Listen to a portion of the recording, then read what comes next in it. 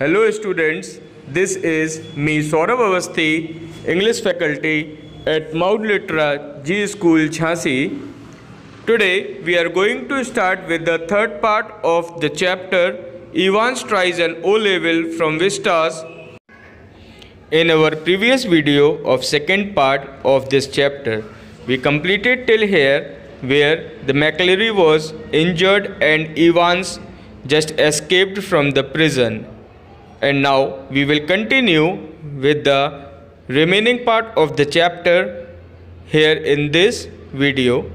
So let's continue with the further part of the chapter, where the governor quickly realizes that the examinations board is headquartered there and one of their employees must have been involved in Evans' escape. Turning sharply to Stephens and Jackson, the governor demands to know who led Evans off the premises. Stephens stutters that it was him, but that the governor was the one who gave him the orders over the phone. The governor screams that it wasn't him. And now he himself was surprised to hear that, because he himself thinks that he had been using the phone at that time, trying to get in touch with the examinations board. So here, this was a surprising news for him.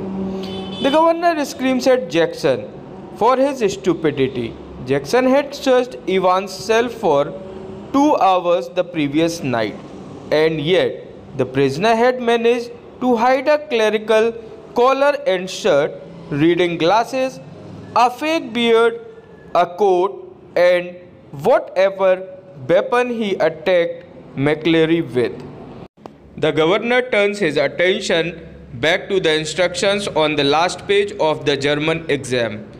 He barks at a prison van driver to get Jackson and Stephens to the police station and to ask for Chief Inspector Bell when they get there. The governor quickly gets Chief Inspector Bell on the phone to bring him up to speed. After this, Detective Superintendent Carter mentions that McLeary spotted Evans near Elsfield Way, and he looked to be heading back to the city.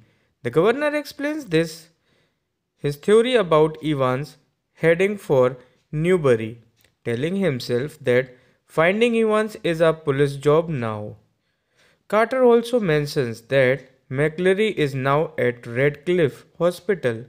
The governor calls the hospital and asks after McLeary. The hospital clerk says they don't have a patient with that name. The governor realizes his horrible mistake then. And later, the prison officers discover the real Reverend Stuart McLeary, bound and gagged at his flat, as he had been since 8:15 a.m. By that afternoon, everyone at Oxford prison had heard the story. It had not been Evans impersonating McLeary who had walked out. It had been Evans impersonating McLeary who had stayed in. After a pleasant evening, Evans returns to the Golden Lion Hotel. His new hat hides his closely cropped hair. Evans had to cut his hair with his razor blade instead when Jackson confiscated his nail scissors. He is glad that Jackson at least let him keep his hat. Evans thinks about how it was such a jolly good idea for the fake McLeary to wear two clerical shirts and two clerical collars.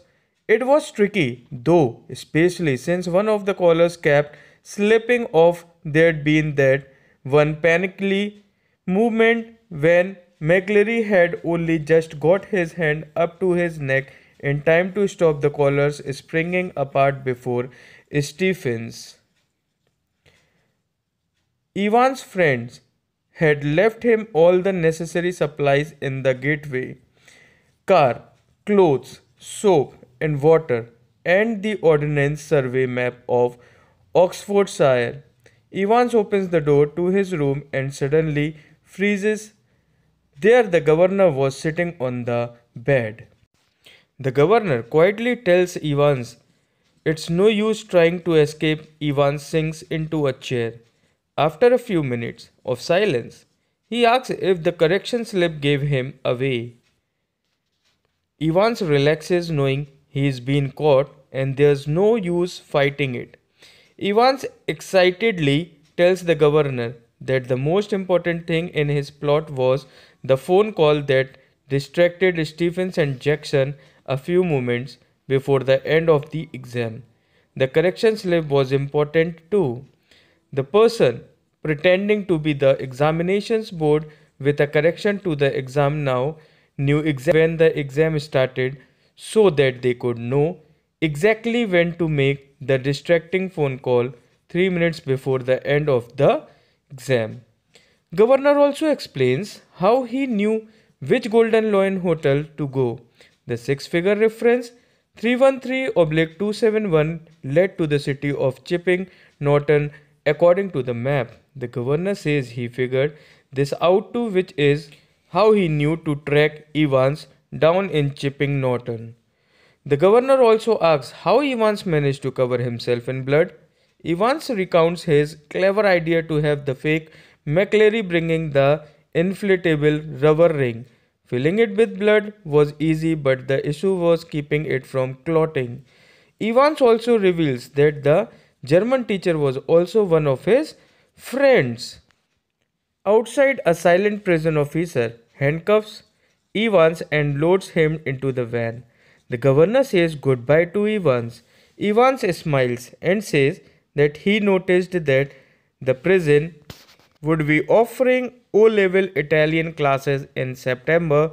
The governor tells Evans that he might not still be at Oxford prison. Evans answers that the governor may be right. As the prison van merges onto the road, the silent prison officer unlocked the handcuffs and sharply tells the driver to speed up as it won't take them long to find out that Evans has escaped again. In a thick Scottish accent, the driver asks where they should go. Evans suggests Newbury. So here, like this, Evans the Break has now again escaped from the prison and now again he have ran away. So this was the story of Evans tries an O-level, the third part. So like this we have completed all the three parts of this story now. So once again go through all the parts of this story, part 1, 2 and 3, so that you can understand the whole story well. Now we will meet again with the new story in the next video. Till then, stay safe and stay healthy. Thank you so much.